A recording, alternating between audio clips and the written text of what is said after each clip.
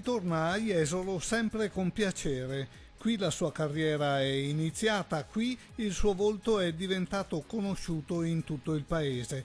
Seconda a Miss Italia nella finalissima sul litorale.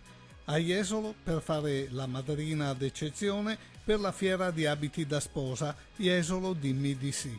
Quasi un anno da quei giorni magici di Miss Italia. Per me è sempre un piacere tornare a Jesolo, proprio perché qui ho vissuto l'esperienza di Miss Italia e perché per me Jesolo insomma è mare, quindi sono felice sempre di tornare.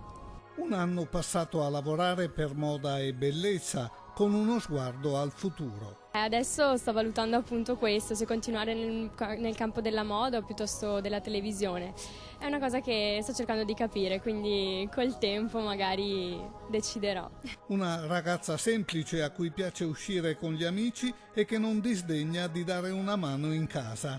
Una ragazza però proiettata nel futuro che siamo sicuri non la deluderà.